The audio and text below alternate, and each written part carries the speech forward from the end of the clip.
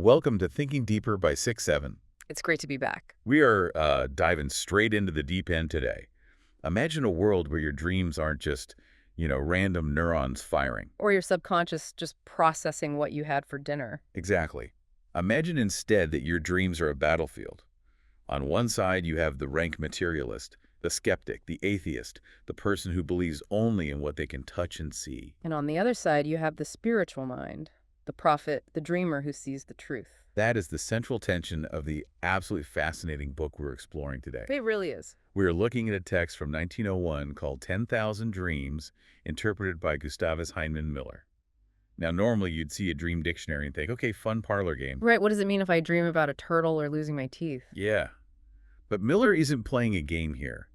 He is, and I don't think this is an exaggeration, he's on a mission. He absolutely is. The premise here, the aha moment that hits you right in the preface, is that this is not just a list of symbols. It's a weapon. A weapon, that's a good word for it. Miller is using dream interpretation to prove the existence of the divine and, frankly, to launch a full-scale attack on the gross materialism of the modern world. And you have to understand the context. I mean, you've got to set the stage here. It's 1901. The turn of the century. Exactly. The Industrial Revolution has totally reshaped society. Science is ascending. Darwin's theory of evolution is really starting to take root in the popular consciousness. You have the rise of what Miller just calls objective reason. So the world is becoming more secular, more scientific, and definitely more skeptical. Precisely. And Miller looks at this shifting landscape, this new world obsessed with the physical, the tangible, the profitable, and he sees an absolute spiritual catastrophe. He sees a world losing its soul. Literally. He sees a world that is severing its connection to what he calls the subjective mind, or the divine. So he writes this book not just to explain what a ladder or a snake means in a dream, but to prove, using what he insists is scientific evidence, that the soul is real, that God exists, and that the atheist worldview is not just wrong, but, well, he basically says it's biologically defective. And the way he goes about this is honestly pretty intense, because when we start looking at his actual interpretations, especially around God, religion, the afterlife, it's not the comforting, you're doing great spirituality you might see on Instagram today. No, it's a stern, often punitive, and deeply fearful theology. So that's what we're going to unpack. We're going to explore Miller's war on materialism, his surprisingly negative take on dreaming about God, and the very strange quasi-scientific evidence he uses to argue that the soul is a real measurable entity. Let's get into it. I think we have to start right at the beginning with a preface. Miller does not waste any time. He positions this book as scientific and practical, but then in the very next breath, he grounds his authority in the Bible. He quotes Job chapter 33. In a dream, in a vision of the night, when deep sleep falleth upon men, then he openeth the ears of men and sealeth their instruction. It sets a very clear, very biblical tone. But then he immediately pivots to this attack on the skeptic. And he uses this metaphor that I think we really need to break down because it's central to his whole argument. The twin thieves. The twin thieves, yes. This is such a powerful bit of rhetoric. Miller argues that truth, specifically spiritual truth, has been robbed from humanity by two forces. And he compares them to the two thieves who were crucified alongside Christ. Okay, so who are the thieves? Well, on one side, you have superstition. Which I guess would represent the old world, right? Ignorance, fear, blind faith, without any reason. Correct. But on the other side, the new safe, the modern thief, is skepticism. And we have to be clear, when he says skepticism, he really just means atheism or a strict materialist worldview. So he's positioning himself in the middle. He's saying, look, I'm not superstitious. I don't believe in old wives' tales, but I am certainly not a skeptic. Exactly. But he seems to have a special kind of disdain for the skeptic. He really does. He views skepticism not as a valid intellectual position, but as a disability, a defect. He argues that the skeptic, the person who relies solely on objective reason, is spiritually blind. And he actually uses that sensory analogy, doesn't he?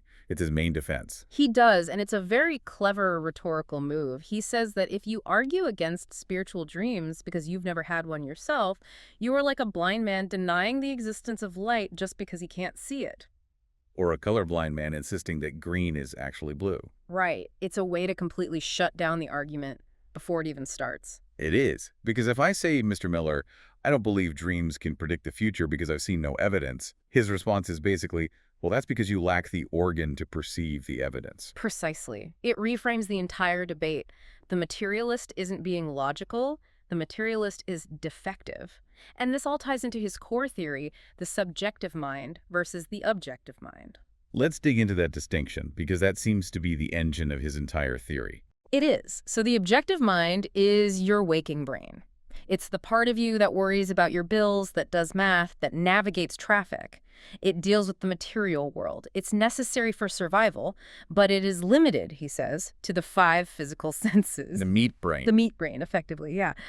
But the subjective mind, that is the soul. That is the part of you that connects to what he calls the infinite mind, which is his term for God. Okay. And Miller argues that the materialist, the atheist, lives their entire life in the objective mind. He uses this beautiful, if a little condescending, analogy. I think I know the one you're talking about, the house with the closed windows. That's the one. He says the materialist has shut all the windows of his house, sits in the darkness, and then loudly proclaims that the sun doesn't exist just because he refuses to look outside. And that sun is the great spiritual sun. Correct. Just as the physical sun lights the earth, this spiritual sun, God, lights the soul. But you have to be open to it. You have to open the windows. If you live entirely on the sensual plane, meaning you only trust your physical senses, you are, in effect, cutting yourself off from the transmission. You're a radio that has been turned off, arguing that radio waves are a myth. That is a perfect modern analogy for it, yeah. So this leads us to his central proof of God. And I found this really interesting because he doesn't just say, believe because the Bible says so.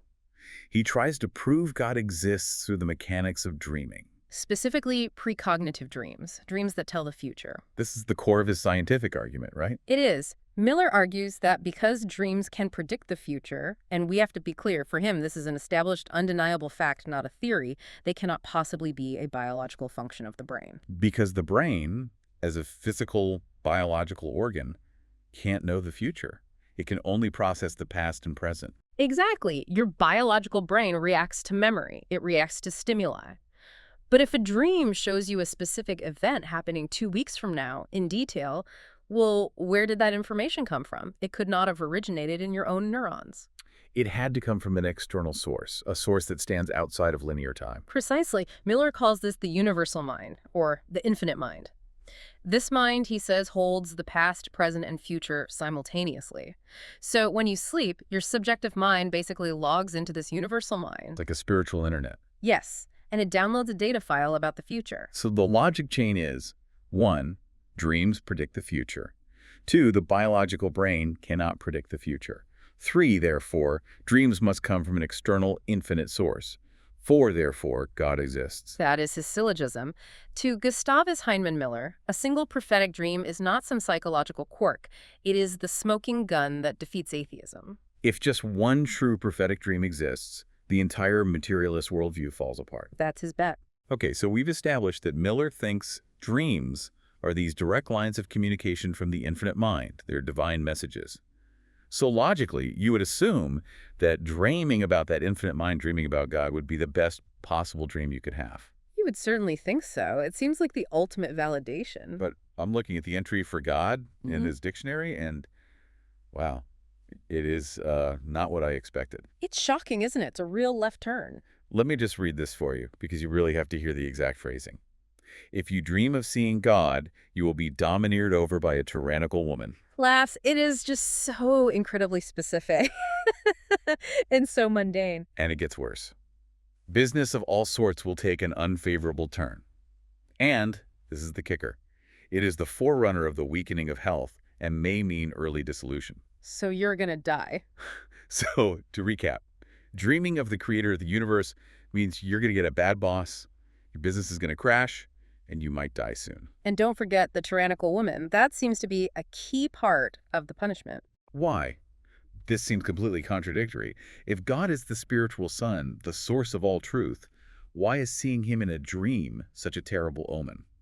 It does seem like a paradox until you really get inside Miller's specific brand of theology.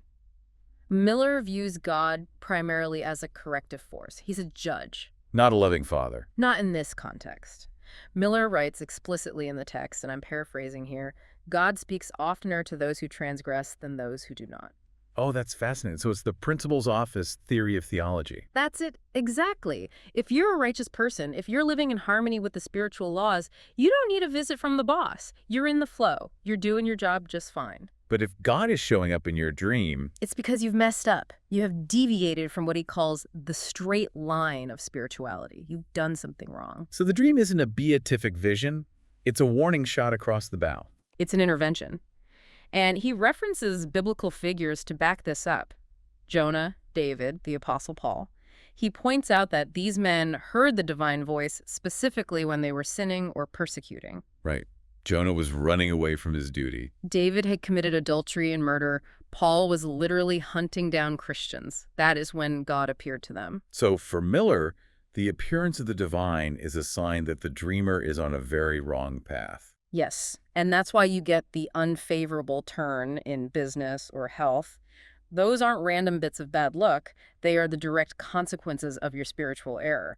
You are out of alignment, and material reality is about to collapse on you because of it. That makes a certain kind of cold, punitive sense. But what about the tyrannical woman? That detail still feels so specific, it's just odd. It's almost certainly a cultural artifact of 1901. But think about the concept of tyranny. Miller associates the tyrannical with a loss of personal agency. If you are being corrected by God, you are under a thumb. You're being forced into submission. Exactly. And he translates that profound spiritual submission into a common domestic metaphor of his time being henpecked or domineered by a woman. It reflects a very specific anxiety about authority and masculinity from that era. It definitely paints a picture of Miller's worldview. And this skepticism toward overt spirituality seems to carry over into his entries on religion in general. It seems like he doesn't trust anyone who is too loud about their faith. He really doesn't. You can see it clearly in the entry for preacher. I've got it here. To dream of a preacher denotes that your ways are not above reproach. See, same logic. And to hear preaching implies that you will undergo misfortune. Again, the external symbol of religion is a warning. If you dream of a preacher, it's because your own conscience feels you need preaching to. You aren't living it internally, so your mind projects an authority figure to scold you. He even has a very specific warning for young women. He says if a young woman dreams she is over-religious, Yes, I remember this one. she will disgust her lover. Suspiciously, he says, with her efforts to act in genuine innocence. Miller seems to despise hypocrisy above almost all else. He values what he calls the straight line, an internal, quiet, authentic connection to the divine. So he thinks that dreaming of loud, performative, religion-like revivals, or preachers in the pulpit, or acting overly pious, is actually a sign of inner turmoil or deceit. Or at least you're overcompensating for something that's lacking on the inside. True religion for him is quiet. If you're making a big show of it, even in your dream, you're faking it. Okay, so God is a warning. The preacher is a sign of hypocrisy.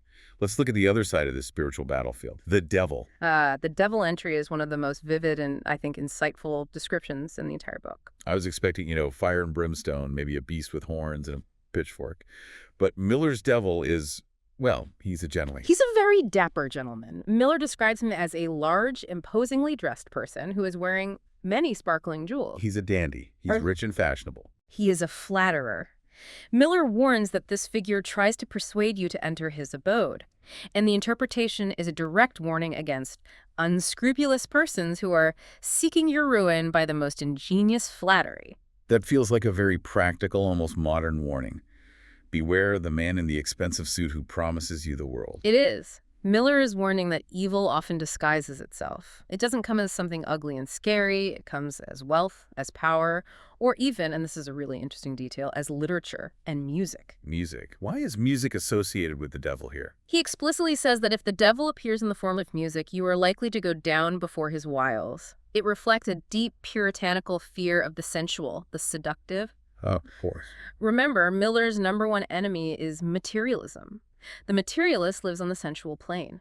So the devil is the ultimate materialist. He's dressed in jewels, he's playing beautiful music, he's luring you deeper into the physical world and away from the spiritual. So he's not trying to scare you, he's trying to seduce you. Exactly. The danger isn't fear, the danger is pleasure without principle. And if you fall for it, if you follow the guy in the jewels into his fancy house, you end up in hell. But Miller's hell isn't exactly Dante's Inferno either. No, not at all. Millie gets surprisingly psychological and very pseudoscientific with his description of hell. He describes it as being created by weeds of selfishness and ravenous microbes of evil thoughts. Microbes. That is such a specific 1901 detail.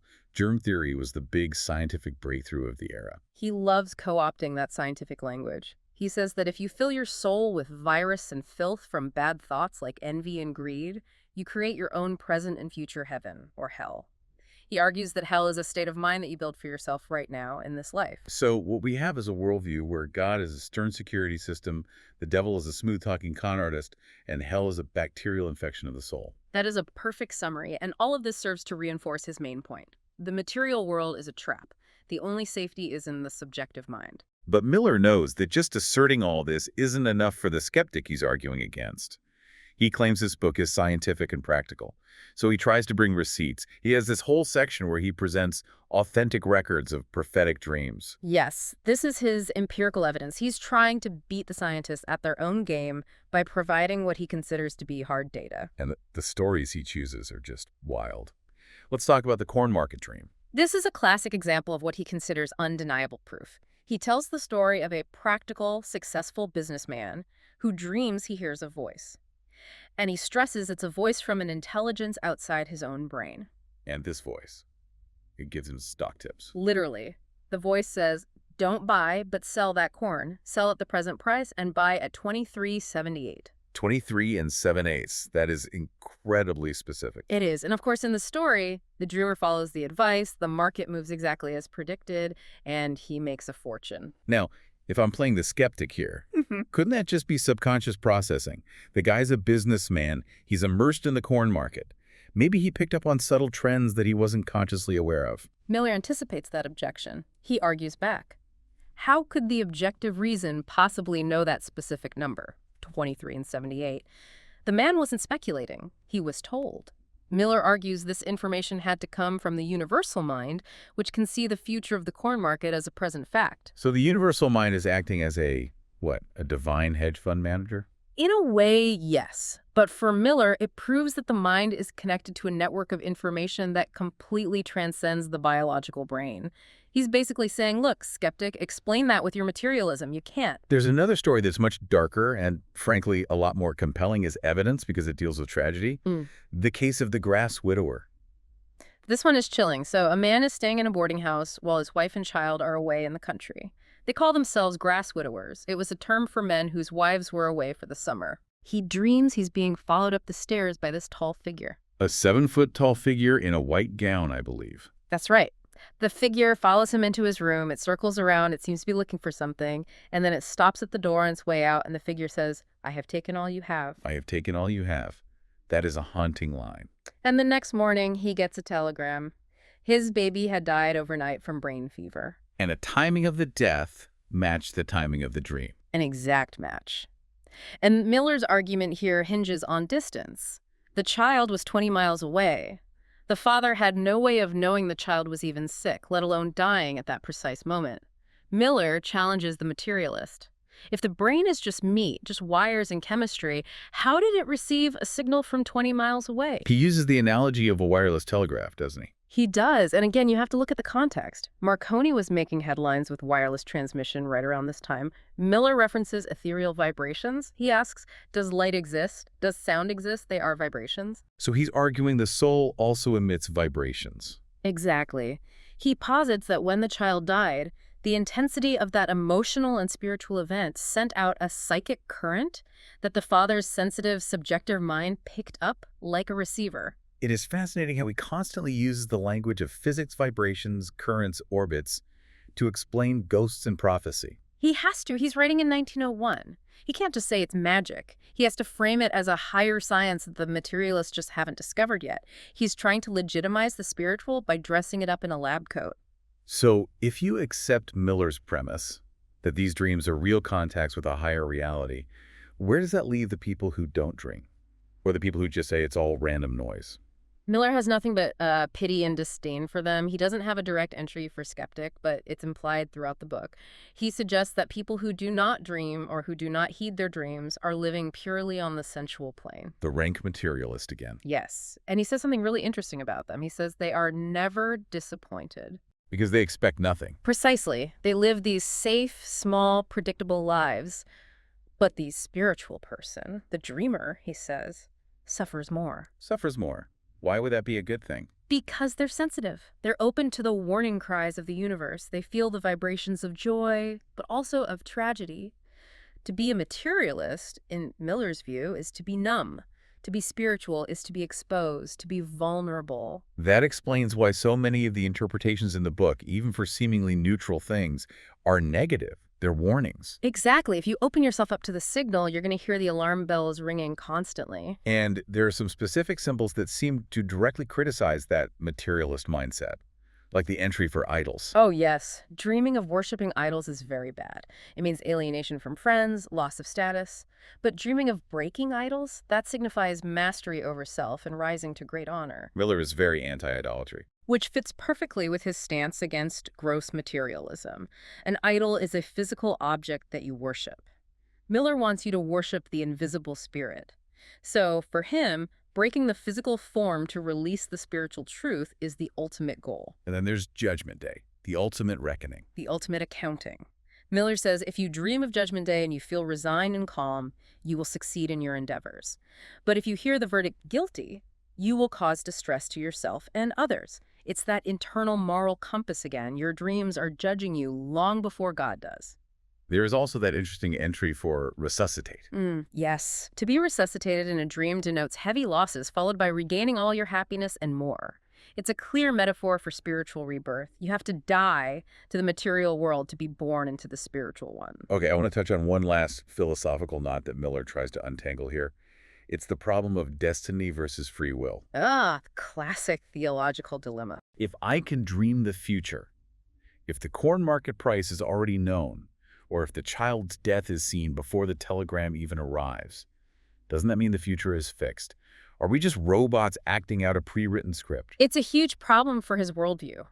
Because if the future is already written, then the materialist view of cause and effect is sort of weirdly validated, just in a different way. So how does he solve it? He struggles with it, but he comes up with a solution. He argues that the future exists potentially. Potentially.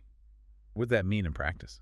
He says God, the universal mind, sees the pattern. He sees where the lines are heading. Dreams are like drafts of the future. They're the blueprints of what will happen if nothing changes. But, and this must be the key, we can change it. That's his out. He believes we can absolutely alter the future if we heed the warnings in our dreams. So the dream isn't a prison sentence. It's a heads up. It's a warning. Exactly. He says the spiritual mind warns the material body to change its course. Don't buy that corn. Don't trust that flattering man in the suit. Change your ways before judgment comes. If you listen to the dream, you can change the outcome. So he actually saves free will by making dreams the very mechanism of free will. That is the argument. The materialist is the one who has no free will because he can't see the obstacles coming. He just smashes into them blindly, a victim of cause and effect. The dreamer sees the obstacle in advance and has the freedom to steer around it. That is a fascinating flip of the script.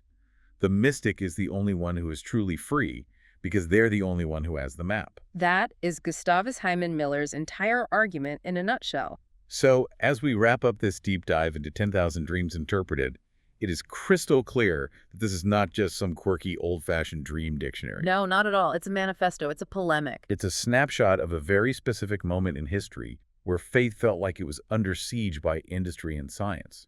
And Miller tried to build a fortress where the subjective mind was king. A world where God is a stern but real judge. Where the devil is a guy in a sharp suit trying to sell you something you don't need. And where the materialist is just a disabled person, a blind man claiming the sun doesn't exist. And where every night, when you close your eyes, you enter a courtroom, a stock market, and a battlefield for your own soul. That's his world. You know, it leaves me with a final, slightly provocative thought.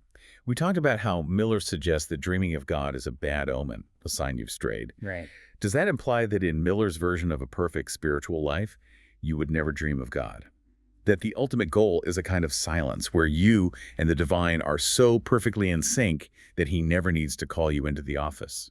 That is the paradox at the heart of it, isn't it? Maybe the holiest sleep is the quietest one. Or maybe, as Miller might say, we are all just too flawed, too human to ever truly know that silence.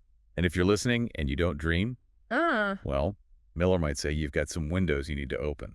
Or at the very least, stop denying the sun exists just because you can't see it. You've been listening to The Deep Dive. Thanks for joining us.